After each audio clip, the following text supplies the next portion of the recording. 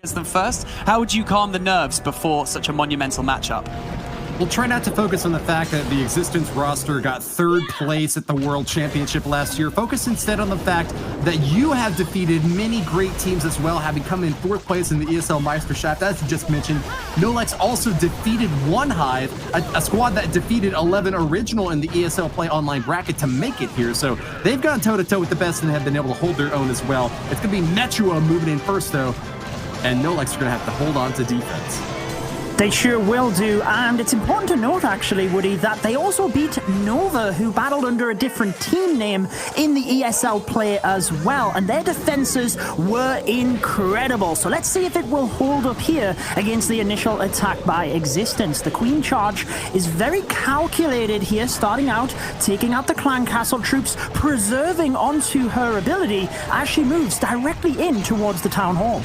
Metro wasn't shy at all about the struggle that his team has had to re-qualify for the World Finals, saying that he's been having efforts for many months to get here. They finally have put the dedication and time in to make it to the very top, and they are not going to throw away their shot for glory. That first star claimed from the Archer Queen charge in the bottom corner is going to open up the base to this mass hog hit.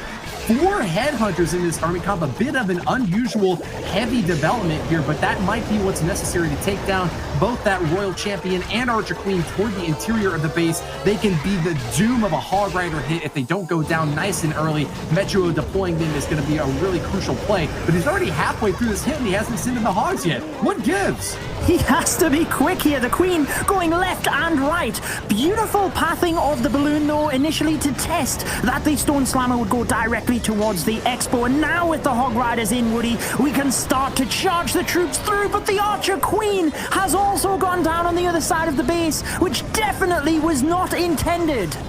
Metro babysitting that Archer Queen, doing his best to keep her healthy and happy, but just not enough in the end. Those air sweepers pushing the healers off of her and denying that life-saving salve that they so desperately needed. He now has 4 headhunters who don't even really have a hero to lock onto, helping with cleanup along the outer edge. That's a big investment in army camp space that's not going to be focused in on the defenses when he needs that most. Skeletons starting to stab away at the last remaining Hog Riders as they finish off a scatter shot, but it's still got a lot of point defenses left to deal with. I don't think this is going to be enough, Judo. It's not. The Hog Riders had a valiant effort, and you can see where the Archer Queen went down. She was on track to move towards the final defenses there as well. Maybe if the Hog Riders were in a little bit quicker, it might have protected the Archer Queen just that little bit extra to help with the remaining defenses. It is ever so close for Existence. They have secured the safe 2-star though, but it's not the start they need in terms of a 3. It's only the 82%. Certainly not. A bit of a flat-footed start here for Existence. The 2-star is certainly not something that's going to be a problem for them going forward, but not getting that big clutch victory that they had hoped for to start things off. An opening now for Nolex to charge back into action and see if they are going to get their glory chance here. Nobama, the guy that we just interviewed earlier on, is going to be the first one to do it. He's brought the hybrid army and plenty of rage and heal to go the distance with this squad, opting for those instead of lightning strikes early on or any other spell usage to back them up. It's going to be all about controlling the flow. He's got to float like a butterfly and sting like a bee if he wants to stay alive. There's so much splash damage. Multi-target Inferno set up along the backside, and an Eagle Artillery going to be really hard to reach.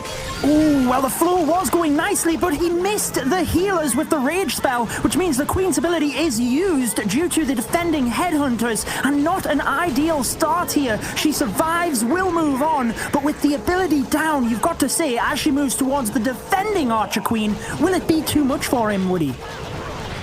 It might, but let's see if he did enough damage in this top compartment to justify that push. Nobama still has got some healthy healers out back, and with a little bit of scouting from that balloon over on the left side, they might be safe from seeking air mines. It could all come down to trap placement by Almolan on defense, hoping to hold on as best he can, even as his Town Hall is about to take a beating. It activates, but it's going to go down just as quick as an Eternal Tome for the Grand Warden will protect the whole hybrid army, making their way into the left corner pocket. Can they tear apart this Eagle Artillery faster than they can beat them up? It's still firing away hard, Judo. The thing that is in his favor is all of the spells. He is using them left, right, and center to keep his queen alive, to keep the hybrid through, and you can see how beneficial that is. He has a lot of troops that have survived a huge amount of time here, and the base continues to fall. He now has Hog Riders and Miners closing in towards the final multi with the Royal Champion's ability. The queen is taking major damage, though. She does take down the defending Barbarian King with help from the Headhunter, and things are really getting close towards the end of this attack. A Twister grabs the Hog Riders all in that central compartment, and the multi-target Inferno will hold on, burning up the heroes and the wizards alike on the outer edge. Finally, we get a chance from the Royal Champion to toss her shield off, but that late ability might cost him. He still is moving through this backside of the base. The Archer Queen not looking too healthy, but the healers doing their best to keep her topped up. She's made it through the last round of walls. The heroes are getting the job done. 36 seconds left for cleanup, and I think they've got it, Juno. That looks like a 3-star. I think he does indeed have it, Woody. Brilliant to hold on to the Archer Queen. We knew the ability was used, but the Rage spell kept her alive and gave him the 3 stars, Banks. Nolex opening up this war with the first triple. What an incredible performance from Nobama just then, taking on the Titan that is x6tence in this opening matchup. What an incredible attack that was. Stayed solid and sturdy throughout, and Metro managing to secure an 82% 2-star is nothing to sniff at, but I mean, when you're coming up against a team that's opening up their attacks with a triple, I mean, Woody, could this be, well, I mean, it looks like it's going to be an incredibly interesting war. Oh, it certainly is shaping up to be one, and Nobama has just got such an interesting story behind that last hit. He was a player who had left the game. He was away for 2 years, but you know what? He decided it was just a break. He was ready to get back into the action, and that is exactly what we see here. Leveraging the skills he had built up for so long, he was able to develop that ability once again, looking for what had changed in the metagame that could give him an edge. That 3-star strike is proof positive that his skills are still at peak performance. Michael DP has really got a lot ahead of him now if he wants to put x6tence back in the leading position now in this war. Michael has a lot of experience, but what is happening here, Woody, with the skeleton spell in the center to try and help take down the multi-inferno? There it goes. That was pretty special. I don't think I've ever seen that, to take down a defense alongside the lightning spell. Was it beneficial with the multi? He got the job done. That was pretty incredible. Yeah, my jaw is just agape right now. That was a very unorthodox play from Michael, but hey, if it works, it works. Finished off that centralized multi-inferno, and that's going to be a big leg up for this Loon raid. 3 Lava Hounds out in front of 30 balloons to wipe out the competition. A stab from the Archer Queen, able to take down that Eagle Artillery and the Grand Warden Altar and the the enemy Archer Queen. That is a huge value hit early on for Michael DP, and I gotta say, I think 3 stars are very likely so far. He is locked and loaded. Here comes the Lava Loon to try and finish things off. But with the defending Royal Champion, you can't help but question, would the Skeleton spell have been better off to take down one of the defending heroes, how we traditionally see it used? The balloons come from each and every direction here, Woody, and they are it means that the splash damage defenses can't really lock onto a huge pack. With the battle blimp onto the town hall, things are continuing to look good for Michael. Lava Puffs surround the Royal Champion, and that'll be enough to take her down. Defenses in the core are falling apart with ground expos not even able to fire on these attacking balloons. This is a lot of damage still left to deal. They're going pretty slow, but one last haste spell will be able to keep them on track, and this should be plenty of time for cleanup. Just under a minute remaining, but so many attacking forces still under Michael's demand. That huge Grand Warden ability early on protecting them so well. He's got to be a little bit worried about that air defense out back, but with all these balloons stacking up, I think the spread is what he's got to be focused most on right now. He doesn't want that firepower to be too concentrated, or else he won't get the cleanup along the outer edges that he needs. Oh, the single balloon, though, that goes to the Wizard Tower, does a huge job. But because the main pack went around it, they didn't get the damage. The air defense, as you mentioned, stands valiant as it takes down the final balloons and means that Existence do not get their desired 3-star. And Nolex could take even further advantage here. 2 high percentage 2-stars, but you've got to question whether that is enough, Woody, in the qualifiers. Such a heartbreaker for Michael DP to have such a beautiful hit early on that just kind of falls apart toward the end, running out of the momentum that he so crucially needed. That one last air defense, the ruinous end of the raid. I wonder if there was maybe some way that the Archer Queen could have like pathed along to the top edge to take it down, but then she probably would have missed the enemy Archer Queen or the Eagle. I'm sure he did the best that he possibly could, but sometimes, you know, the cards just do not fall in your favor. A high 2-star percentage hit is going to keep Existence on pace, but behind now against a Nolex squad that could really rip through these defenses now. A chance for Reen to get the job done against Rigo Torres. Look at this, Woody. He has already taken out the Clan Castle and 2 of the Expos at the north of the base. We still have a Lightning and Earthquake, which presumably is going to be for one of these single-target Infernos with the Royal Champion, and with the Dragons having a clear path towards the center of the base. Once the heroes funnel out this 3 o'clock area, you can see exactly why he is using this attack strategy. Oh, expert funneling, and done very quickly too, not wasting any time. He's seen plenty of time fails and won't let that happen to him this time. NLX Reen is moving in hard and fast with a raid spell dropped in the main comp at the troops. They're going to engage the enemy town hall, taking it down for the 1st star, and an Eternal Toad stacked right on top of it. This is a lightning blitz of a hit that is already moving in hard and fast, and scatter shot still up on defense, and a little bit of spell damage stacked on the Eagle Artillery out back. The Archer Queen is taking a big hit, but she still has her ability. Will pop it off on a few more key defenses, but can they get that Eagle down in time, Judo? The Royal Champion is down there, but the Skeletons are providing a little bit of a lifeline for Rigo Torres. Thankfully, the Royal Champion does get the Eagle. It funnels the Dragons to the single-target Inferno and the air defense, but they are going down quick, Woody, and they are moving around the air defense. It looked so good, but it is still so far for Nolex as the Dragons move everywhere but the air defense. Oh, it was so close, but it is falling down so fast here, Woody. Inferno beams wiping out the remaining attackers like a wave of lava. But check out the bottom and the edges here. A lot of easy cleanup for Reen. He's not going to get the 3-star, but the percentage could easily pass the 90% mark if he's able to keep these minions on task. Wizards, archers, all around. There's a lot of easy pickings for him to grab here and keep Nolex far and ahead. The percentage game is still in their favor, even with the 2-star strike that they just finished off here.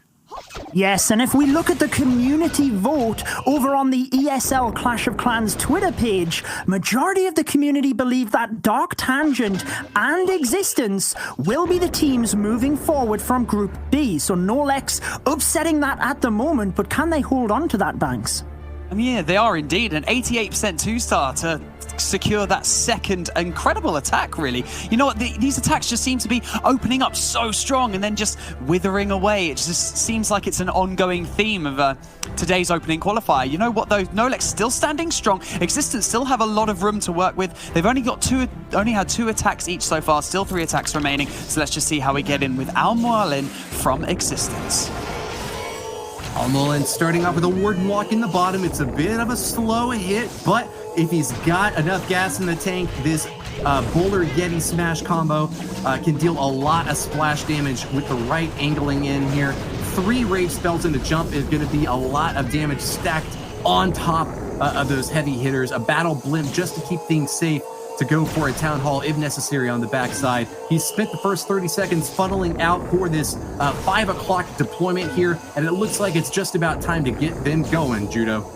Yes, you normally have around about 1 minute maximum with the Grand Warden Walk. Anything after that, and you are subject to a time fail. So we should be seeing the troops come in momentarily. But as you mentioned, the funnel has been made. The Rage spell is most likely just to speed the Grand Warden up, Woody, because he realizes time is ticking now.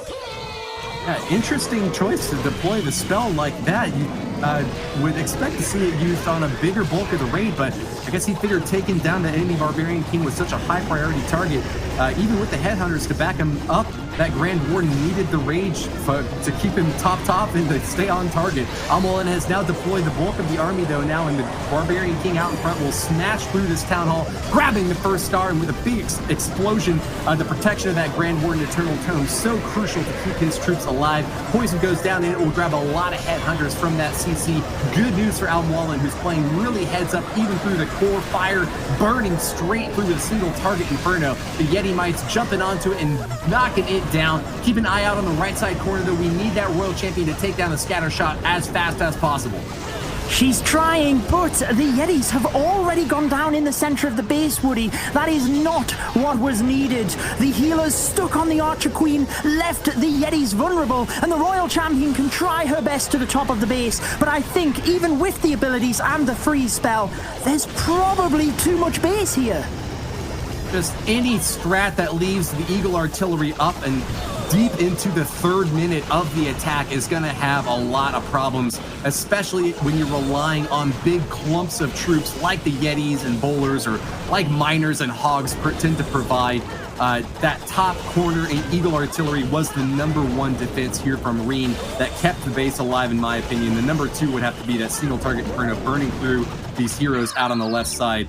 Great job with that Yeti smash to get the total percentage up to a 2-star 85, but Existence have not yet found that opening that they need to catch up to Nolex. Yes, and we keep saying that the attacks fall short towards the end, but at the end of the day, at this level of competition in the qualifiers, especially as we move on through the 3 days, the teams need to be converting them to 3 stars if they want the victory. They cannot have mistakes, and as high as the percentage is, Nolex still lead with their 3-star. Absoluter looking for absolute destruction in this next one.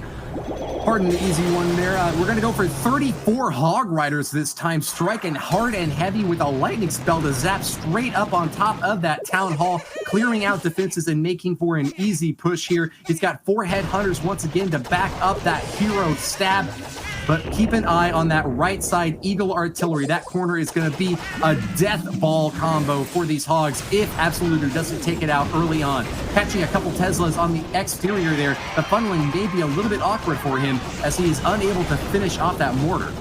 Yes, and I noticed the Wall Wrecker selected here as well. I think he's going to directly target the Town Hall with the Wall Wrecker. There it comes, and with the Clan Castle troops down, it means Hog Rider's defense targeting troops will be fine. The Wall Wrecker taking the Town Hall means the Grand Warden's ability can be used anyway, and with the Archer Queen coming into this left-hand side, it is going to help with the pathing, but the freeze spell is used to adapt and make sure to keep her alive. It's a nervous time here for Absoluter, but it is paying off for him, Woody.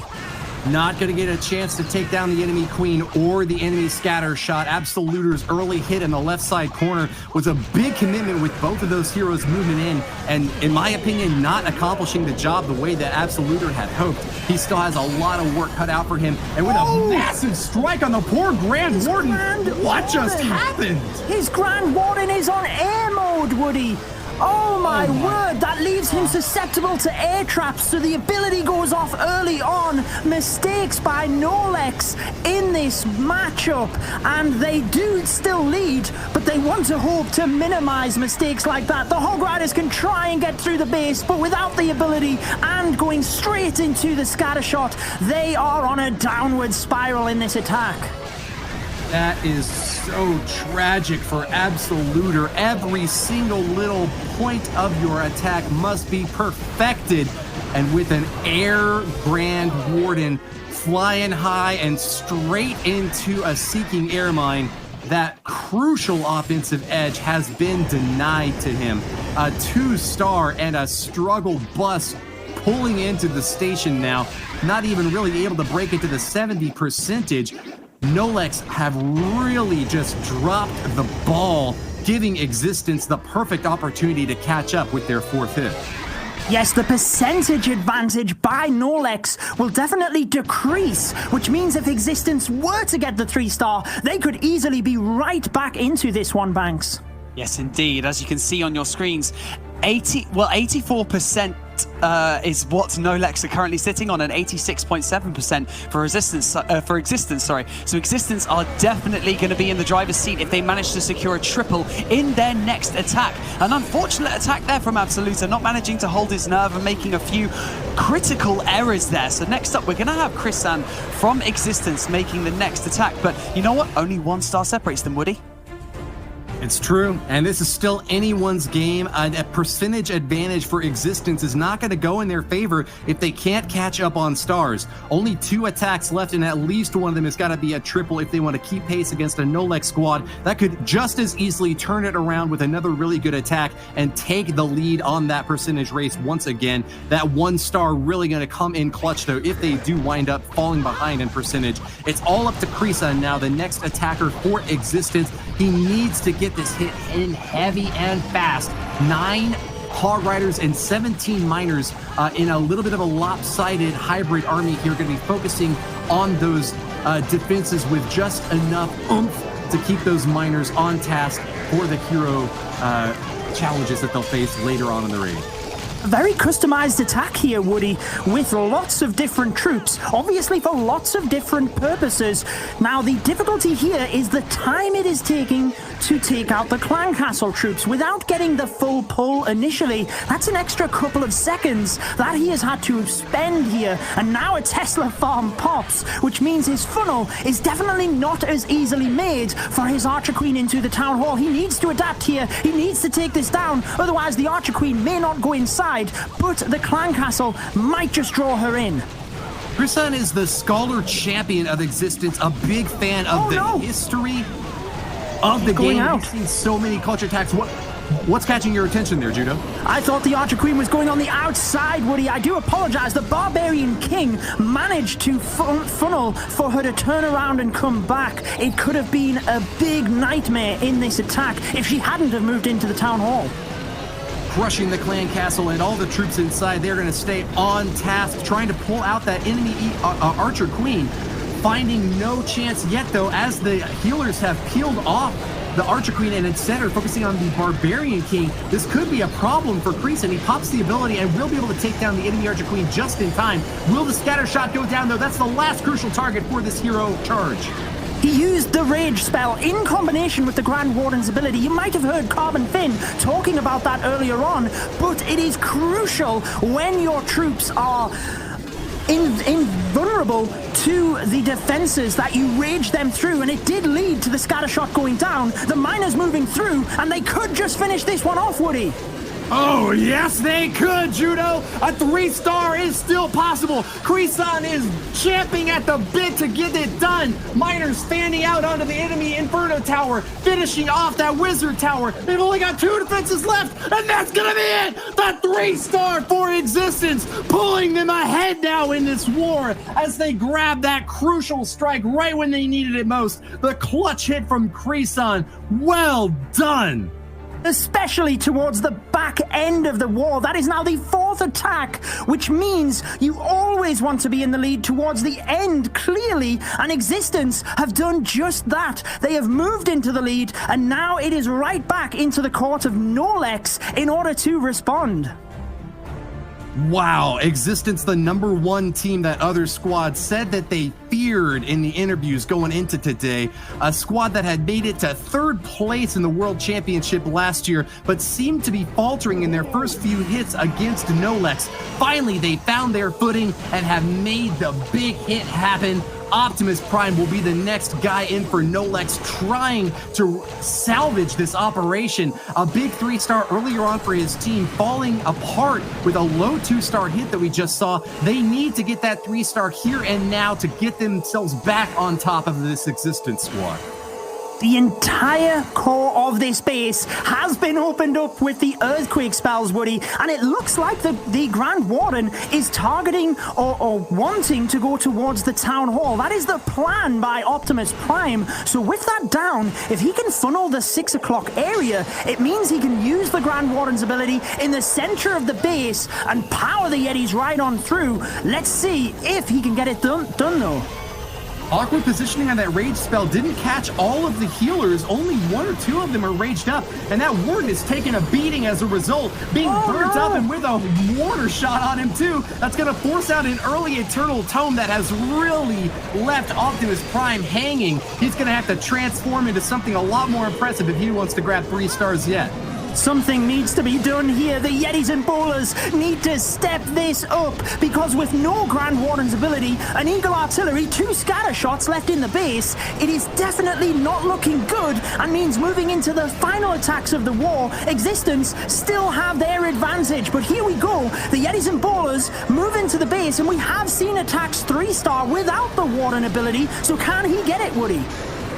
He might still have a shot. So many walls falling down in the interior off a really well-placed earthquake attack. Those Yetis and Bowlers can deal a massive amount of damage, but that top side compartment is the #1 threat to the 3-star. A single target Inferno, a scatter shot, and a Royal Champion defending with all their might, stab down the attackers and force away an Archer Queen charge, which is getting spun around now to a tornado trap.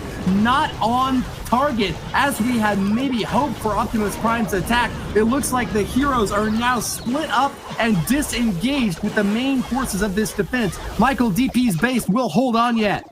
Yes, there was a moment within that attack where it really could have paid off with the Queen and Royal Champion's ability. If only the Queen had have moved to the scatter shot, it would have protected the Yetis and Bowlers in the center really well, but a well-placed skeleton trap and tornado trap pulled the Queen away and just meant that Optimus Prime did not have a chance here. A brilliant defense by Existence, and they move into the final attack with the advantage, but it is still anyone's game here, Woody. What a matchup we are having here in Group B. The Decepticons will get the win this time. The Energon Cube sitting high and dry and out of Optimus Prime's reach. Nolex with that 2-star are going to fall behind an Existence squad with a big percentage advantage, Banks.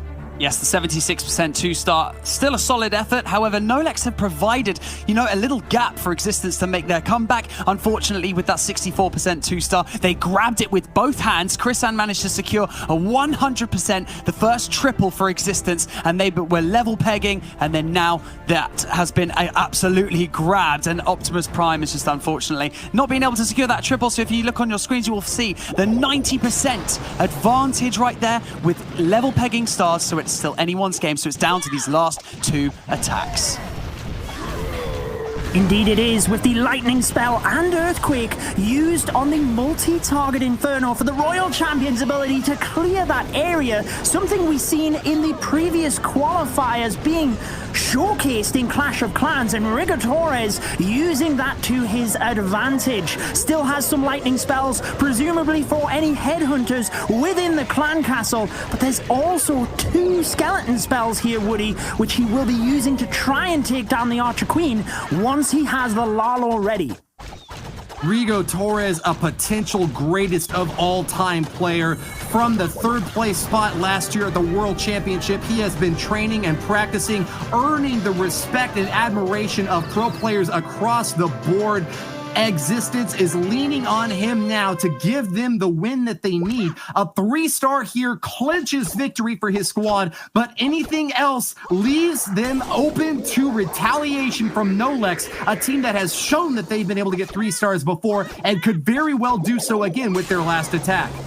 The attack still hangs in the balance for Rigatores. He mentioned in the interviews with the players how mental strength is one of the most important factors, and he really needs it to hold it together in this attack. The Lava Loon starts off very nicely, trying to get in towards the scatter shot with relatively little damage into the balloons. They get there, and with the Battle Blimp moving across, it will take the Town Hall, and he just needs a good Grand Warden's ability to finish this one off, Woody.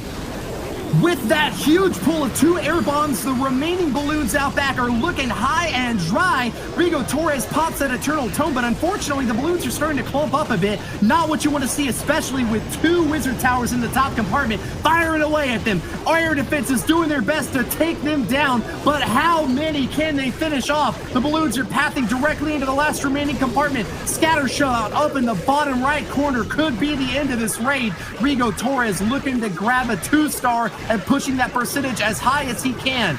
Listen, even if Nolex don't get a 3-star here, we aren't yet guaranteed for a victory for Existence unless they keep that overall damage percentage high. At 75% right now, that might be low enough that Nolex could make a comeback even with a high 2-star percentage hit. We're going to have to calculate that after this attack is done with, but 3 stars is no longer possible for Rigo Torres. We always like to see the wars coming down to the final attacks, which is exactly what we have here. Like you said, we will find out the percentage that Nolex will require, but they are in control now. There's nothing else that Existence can do. They just have to sit and wait and hope their defenses hold up, Woody. Check out Rigo Torres' attack there in this replay. The Battle Blade going straight for the Town Hall just as designed. Got some really great early pulls with those Lava Hounds protecting the balloons as best he could, but didn't have enough on the backside to keep them on target. He brought 2 additional skeleton spells, maybe instead of a rage or a couple more hastes, and that might have been the end of the raid at that point, not able to keep the balloons going at that high speed that they need to wipe out the remaining defenses. It's all going to come down to this last attack, and we've actually got word that a 3-star is the only thing that can keep Nolex alive. A high percentage 2-star would not be enough. It's 3-star or nothing. All in right now, Bezos.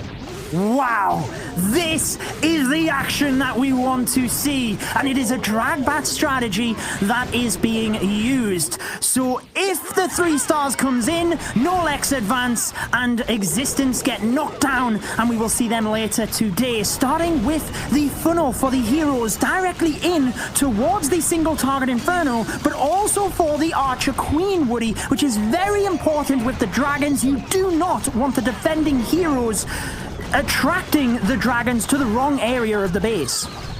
Rigo Torres has fallen, and with his stumble, we might have a chance for a new World Championship stab. Bezos is the base builder for Nolex, and it was cited by multiple teammates as being the clutch attacker for his squad. When they need it most, will he deliver the goods? A 3-star is the only thing good enough to keep them in the lead and deliver them the advantage necessary to advance through the upper bracket. They do not want to have to go down and face in the lower bracket a chance at elimination this early on in the war. Bezos makes his stab. He's firing his shot, Judo. It looks like a pretty good start, but he delayed a couple of the dragons who are now on the outside of the base. I think he needs a couple of them up towards the scatter shot. You can see only one of them there, and the Eagle Artillery onto it. He freezes the scatter and the Royal Champion to try and let the dragon get through. It doesn't happen, but the bats are approaching. They need to take it down, trying to freeze the multi as well. Is it too little, too late for Nolex? Oh, the bats! Woody, I cannot believe this! Oh my god, the defenses from Krizon are exactly what Existence needed. Tearing those bats in one single shot. That massive wave attacking from the top side, not going to be able to get through this time. A multi-target Inferno was going to be even more for them to have to deal with, but the scatter shot splash damage just shot them all out of the sky like a gigantic flat cannon, denying access to the right corner of this base. Bezos has fallen short, and with that, Nolex's dreams are going to have to sit down to the lower bracket. Existence will move on. The comeback kids, having faltered in their first few hits, they found the 3-star they needed and pulled ahead. They did exactly what they needed to do. Irrespective of how many 3-stars you get, you just need to fend your opponents off on defense as well. And it was a fantastic defense right at the end of this one. So many defenses left alive, and the scatter shot in the center, as you said, Woody, being so vital in this attack. What a fantastic war. Both teams can keep their heads held high, but it is Existence who will be moving forward to tomorrow, and Nolex will have to battle later on again today, Banks. Yes, they will indeed. I mean, like you said earlier, Judo, it's all about getting as many of those defenses down as you can, because it can just be down to one defensive structure that can just decimate your entire attack, and that right there just absolutely destroyed the bats there with that scatter shot. But congratulations once again to Existence for advancing to tomorrow's bracket straight away. A much smoother ride for them, but Nolex are going to have to go up against Nova Imperium, and